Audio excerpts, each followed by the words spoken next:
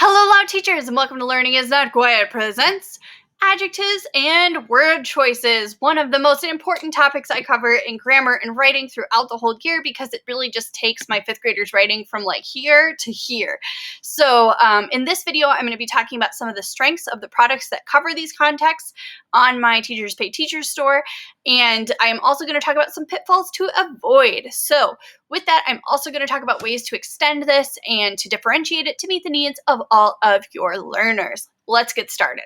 So if you're watching this video, it's probably because you're purchased or are interested in purchasing this Teachers Pay Teachers product on Adjectives and Word Choice, this distance learning activity, or this Scata Adjectives game. With that in mind, please note that this activity includes this activity. So the Scata Adjectives game is included in the full bundle. Obviously, you can't play the game on the distance learning version, so that's why it is a little bit cheaper. The main difference between the distance learning and the regular version is this one has all the answers in Google Forms or on a Wiser Me sheet, whereas this one has a lot of the notes and direct teaching intended to be projected on a projector in front of the class. So make sure you make the right choice for what you need for your classroom and your students. Also, if you are discovering this video on YouTube and are not familiar with my Teachers Pay Teachers store, it is Learning is Not Quiet. Links to my store, the products shown in this video, and more are found in the description.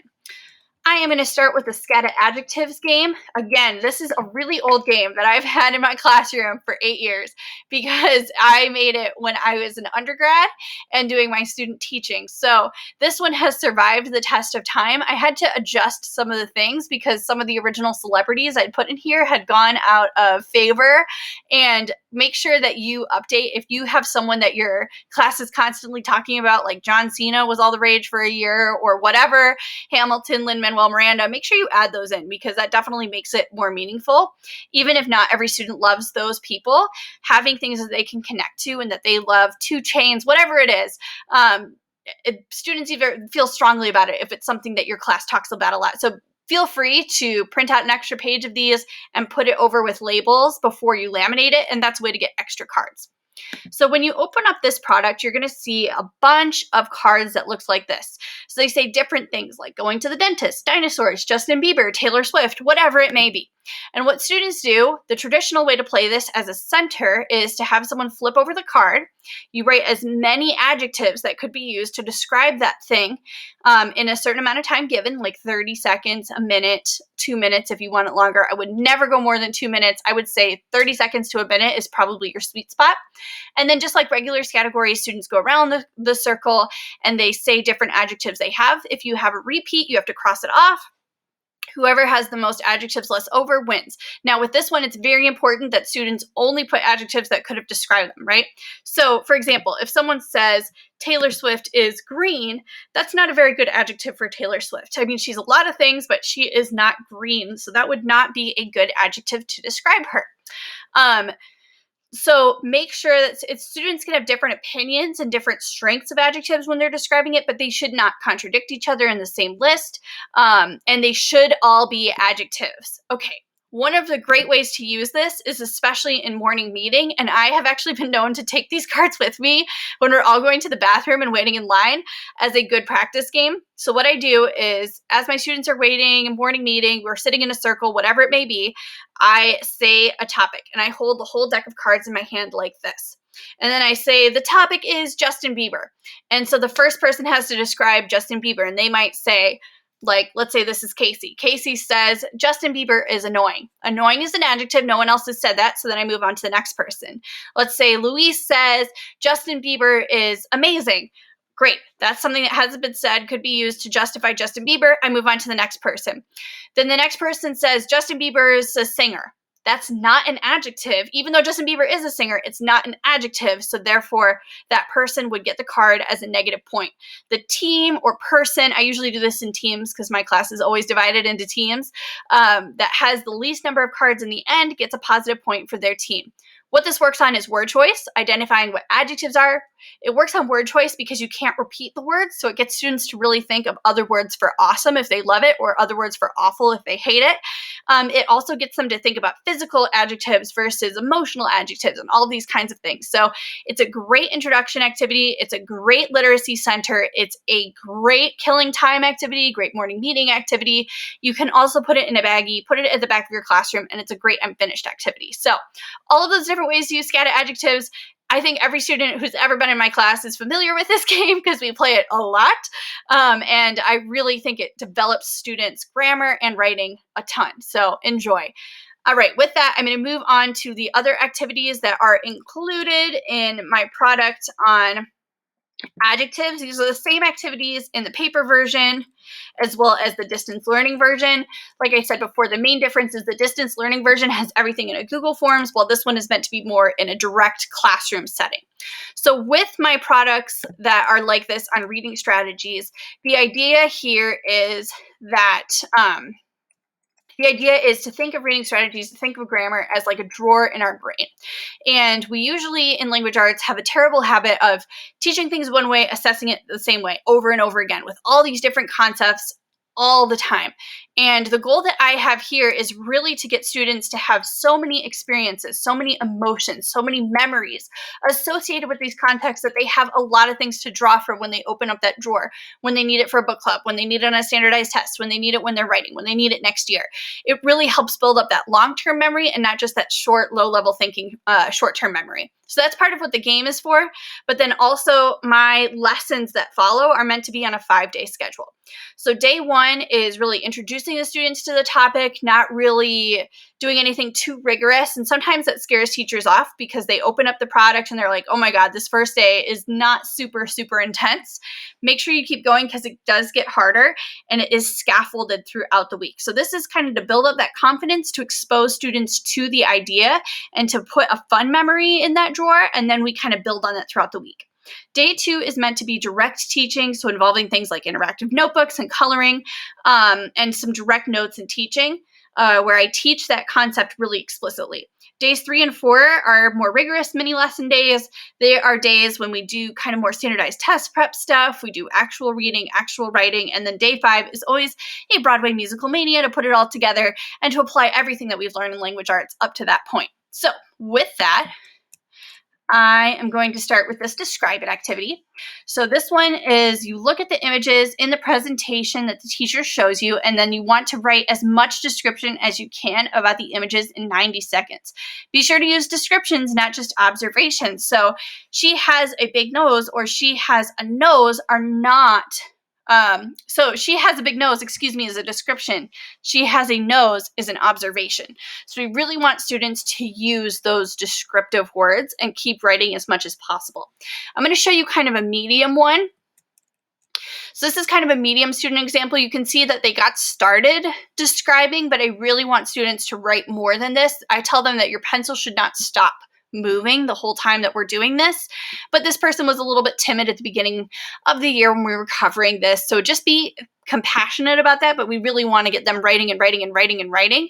And sometimes I'll even do the first picture all together as a class to model what I'm looking for and then have them do the next 3 on their own. Those are a way that you can kind of differentiate this and make it easier if your class needs that. Okay.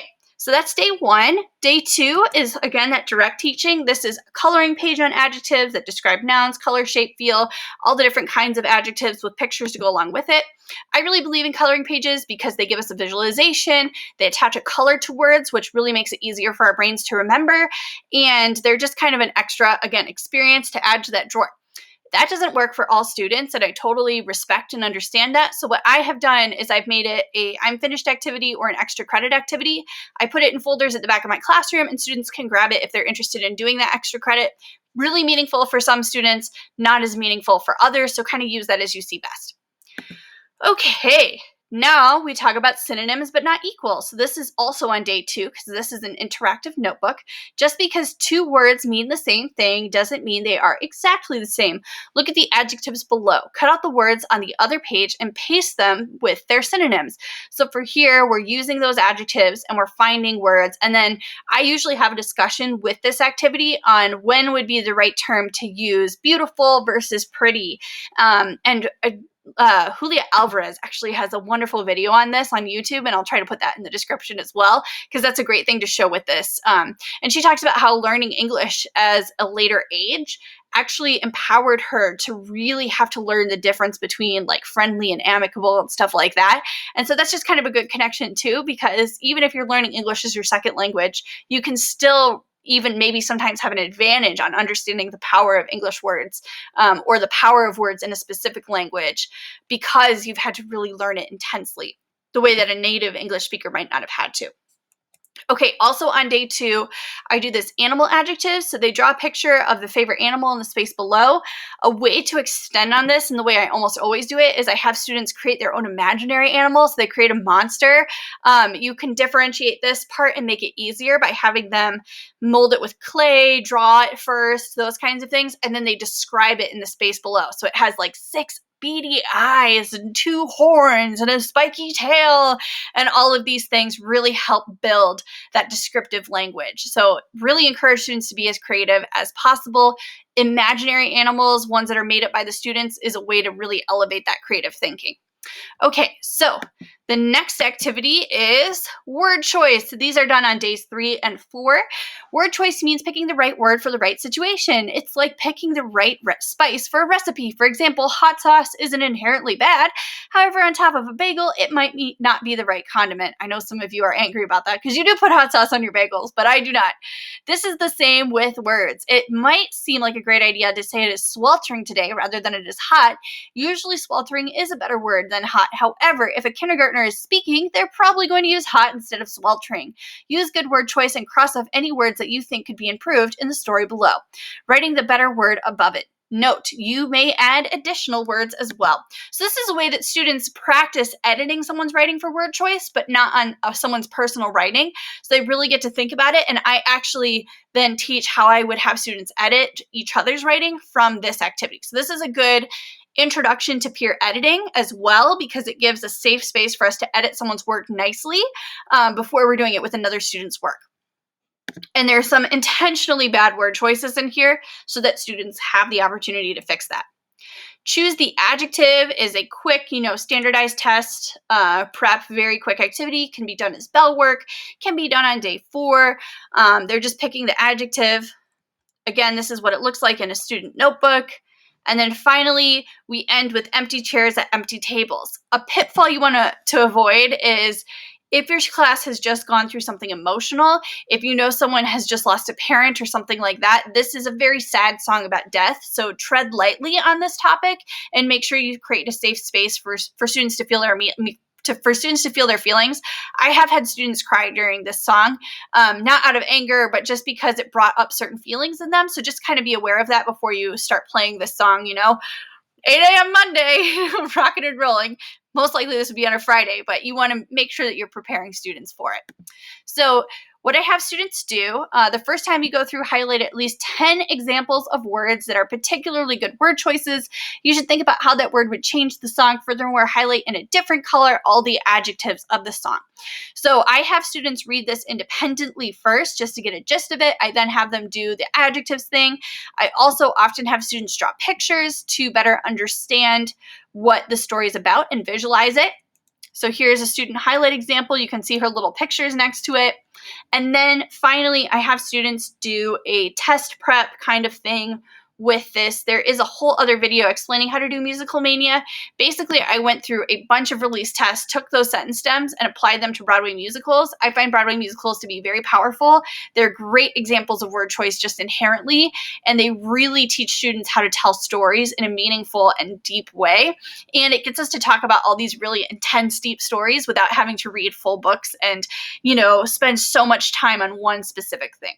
So that is it for me today. If you enjoyed this product, be sure to check out all my other products like this further grammar activity, this reading strategies bundle, which includes all of the different reading and grammar activities throughout the whole school year for 50% off, this Broadway musical reading test prep if you really like the Broadway thing, and that has been very successful for me for the last 7 years, as well as many different book clubs to apply and extend on these activities. Thank you so much for training the next generation of readers and writers. You guys are all my true heroes, and I appreciate you, and thank you so much. Remember, learning is not quiet, and adios.